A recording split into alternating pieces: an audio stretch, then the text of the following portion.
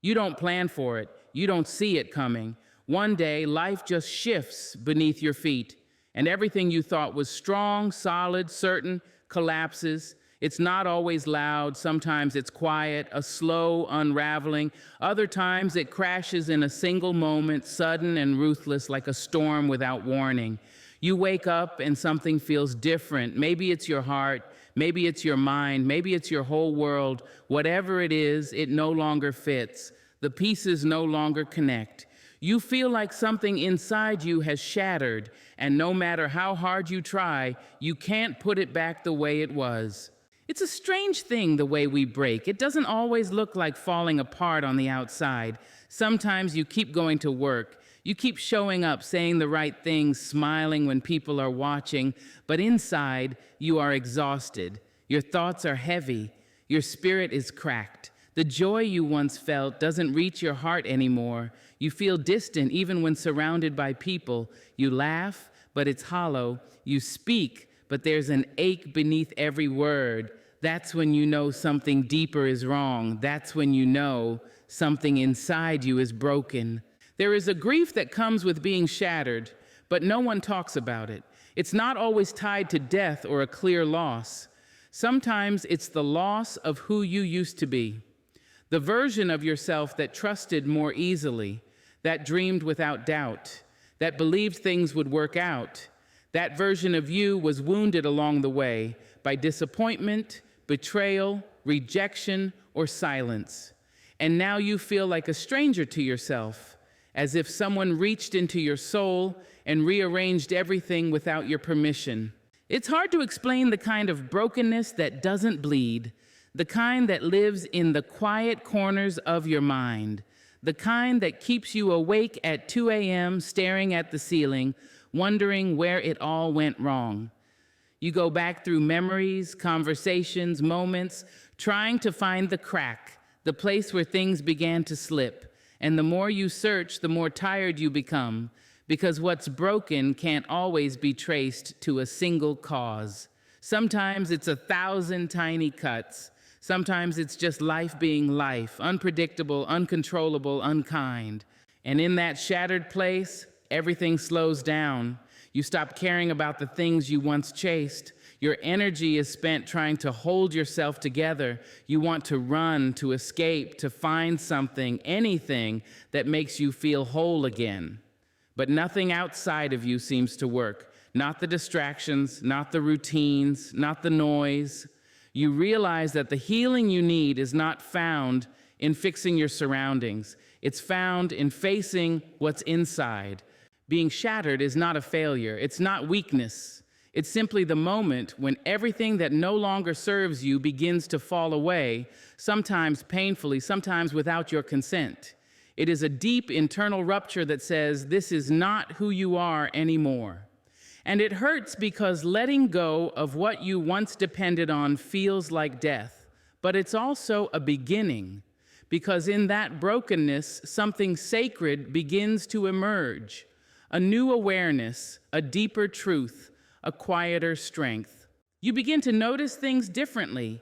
You become more sensitive to energy, to words, to the way people show up or don't. You begin to crave solitude, not to isolate, but to listen, to feel, to reconnect with the part of you that's been buried under obligations, expectations, and survival. And as uncomfortable as it is, that brokenness brings clarity. It reveals what was never meant to stay. It shows you what matters. It humbles you. It teaches you compassion for yourself first and then for others. The most painful part of being shattered is that you can't go back. You can't unsee what you've seen. You can't unknow what you've learned. The innocence is gone. The naivety has been stripped away. You feel older, even if nothing has changed on the outside. You move through the world differently, not bitter, just aware. You understand now that life doesn't owe you clarity or fairness. It gives you moments, it gives you choices, and sometimes it gives you pain, not to punish, but to prepare. People don't often talk about how isolating it is to feel broken. You're surrounded by a culture that praises strength, success, and positivity. But no one applauds your quiet breakdown. No one celebrates your unseen struggle. And so, you start to hide it. You become a master at pretending. But deep down, what you really crave is not a solution, it's understanding. Someone to look you in the eyes and say, I see your pain. You don't have to pretend. It's okay to be broken. And that's the truth of it. It is okay. It's okay to not have the answers. It's okay to feel lost. It's okay to cry in the shower or stare out the window and wonder how you got here. Because what you're feeling is not a sign of weakness. It's a sign of awakening. You're in the space between who you were and who you're becoming. And yes, it's painful, but it's also powerful because now you're beginning to feel everything you once numbed. Now you're facing the truth instead of avoiding it. Now you're stripping away everything false so something real can take root. And you will rebuild, maybe not all at once, maybe not in the way you expected, but piece by piece, moment by moment, you'll start to find your rhythm again, not by rushing back to who you were, but by allowing who you are to emerge. The brokenness won't vanish, but it won't define you either. It will become part of your strength, a quiet strength, a deep strength, the kind that can't be shaken. You don't need to fix everything right now. You don't need to know the next step. You just need to breathe, to stay, to keep going. Even when it feels like you're walking through darkness, keep walking. The light you're searching for is not out there. It's within you. It's the fire that refuses to die even when all you feel is ash. And one day, without even realizing it, you'll wake up and feel different. Not perfect, but alive. Not whole, but healing. And you'll look back at this shattered season, not with resentment, but with reverence, because it was in that breaking that you truly began to rise. There comes a moment in every life where the pain becomes too loud to ignore. Not just the kind that stings for a while and fades, but the kind that lingers, that reshapes who you are, the kind that follows you into every room, that echoes in your thoughts, that sits with you when no one else does.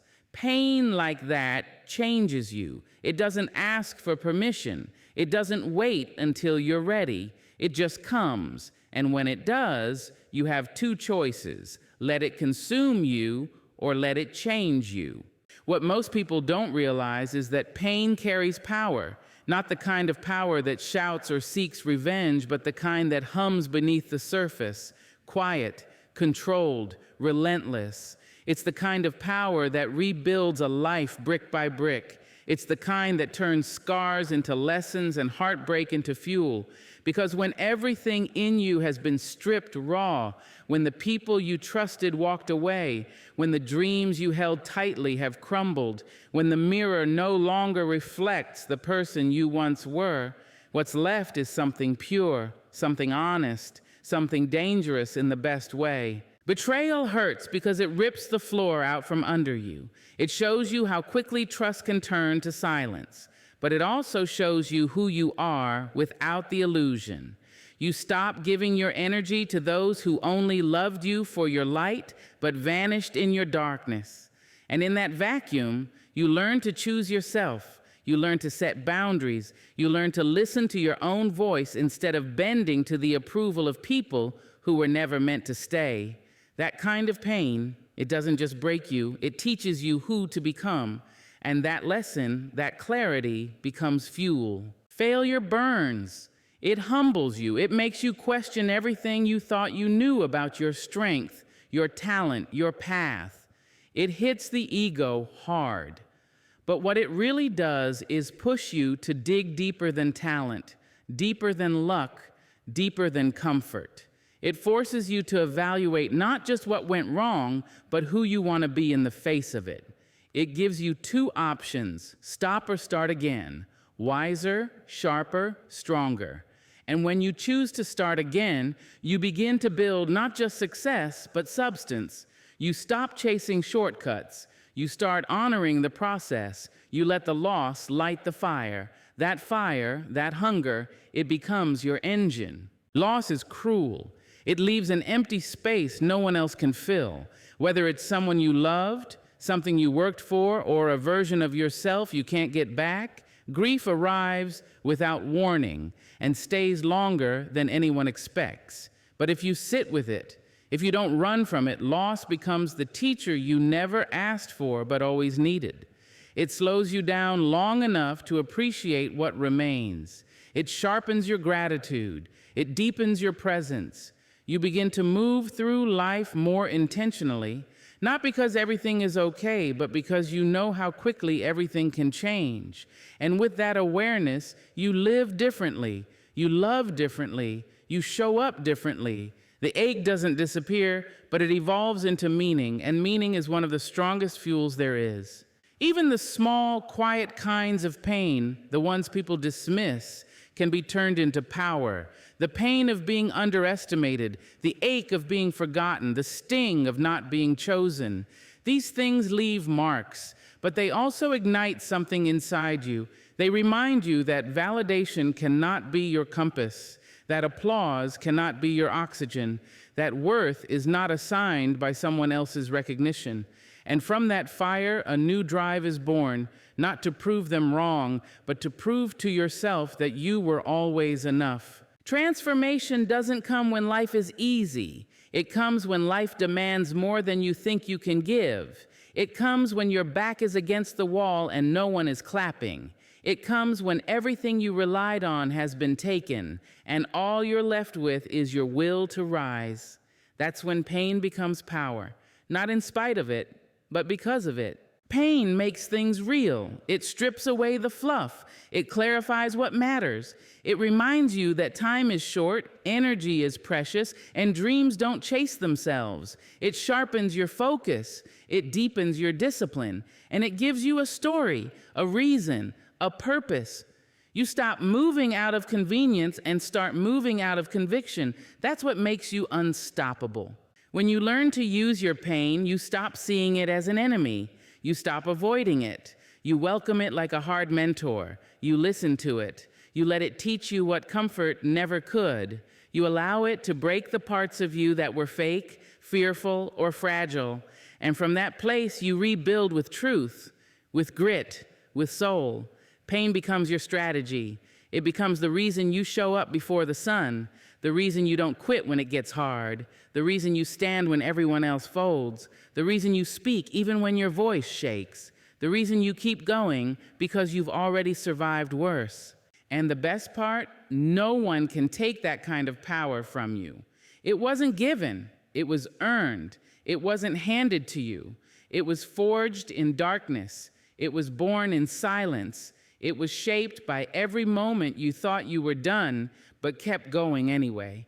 That's not just resilience, that's transformation. So let your pain drive you. Let it guide your work, your love, your purpose. Let it sharpen your edge and soften your heart. Let it be the fire behind your focus and the roar behind your calm.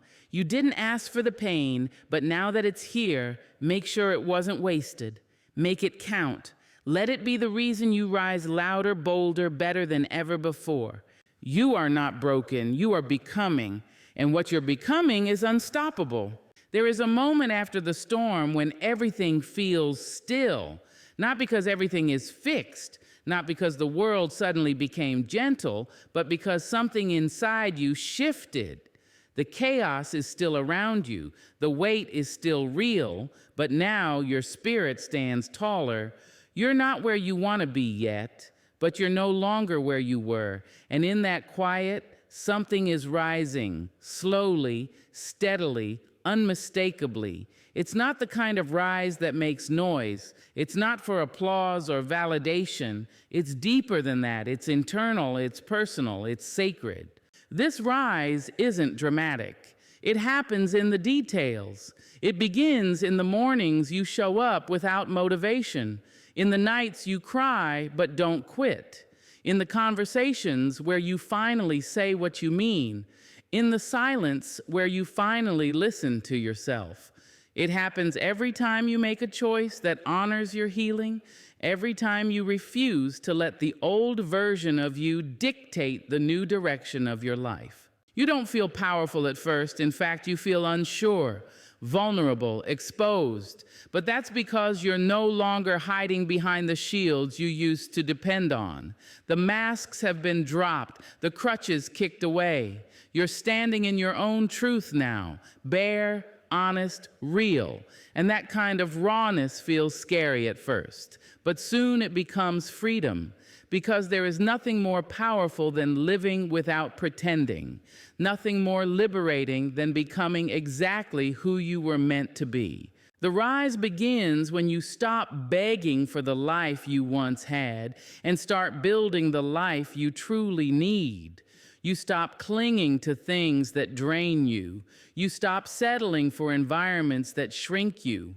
You stop compromising your soul just to keep the peace. And in their place, you start choosing different. You start reaching higher. You start speaking louder, not always with words, but with actions, with boundaries, with presence, with silence that says, I no longer need to explain who I am. There's a hunger now, not for approval, but for alignment. You're not chasing noise. You're listening for what feels right. You're drawn to what is real, what is deep, what is purposeful. You no longer move from fear. You move from fire. And that fire, it's not just intensity. It's clarity. It's direction. It's the quiet knowing that your story is not over and the best parts haven't even begun. You begin to trust yourself more, not because you have all the answers, but because you've learned how to keep going without them. You've learned how to sit in the unknown and still take steps forward. You've learned that uncertainty is not the enemy. It's part of becoming. And now you move through discomfort with more grace. You navigate chaos with more calm. You don't panic the way you used to. You've been through enough storms to know you are not made of glass. You bend, but you do not break. And when people look at you now, they might not see the full story. They might not see the nights you almost gave up, the prayers whispered through tears, the battles no one witnessed.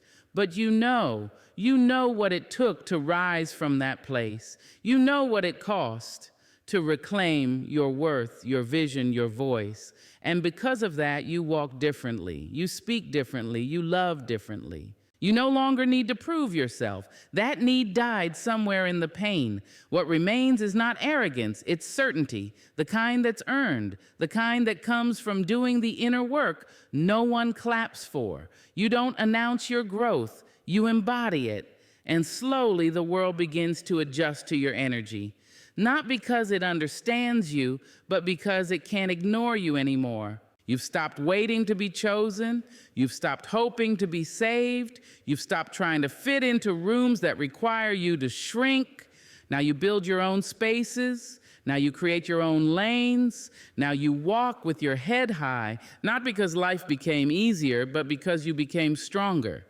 This version of you, the one rising, it didn't happen overnight. It was built in the shadows, forged in the quiet, sharpened by every no, every door that closed, every plan that failed. And now there's nothing anyone can take from you because your strength wasn't given. It was claimed, it was earned, and no one else owns it. What used to intimidate you now excites you. What used to break you now teaches you. What used to silence you now fuels your voice, and your vision is clearer, not perfect, but purposed. You may still feel fear, but it no longer controls you. You may still feel pain, but it no longer defines you. You may still feel alone, but you are never without your inner compass. You are moving with intention now, with conviction, with quiet power. You rise because staying where you were is no longer an option. You rise because your calling is louder than your comfort. You rise because something within you refuses to settle for a life half-lived. And even if no one notices, even if the world doesn't understand, you know this journey is sacred. You know this rise is yours. There will still be battles. There will still be setbacks, but you will not fold. You will not retreat, because you've already been to the bottom and now you know how to climb. You know how to dig deep. You know how to show up. And you know that every step forward is a declaration. I am not who I was. I am becoming who I was born to be. You are rising not just into a better version of yourself, but into the real version. The one the world tried to silence, the one life tried to bury, the one who is no longer afraid of her own power. And now there is no going back. There is only forward. There is only up. Keep rising.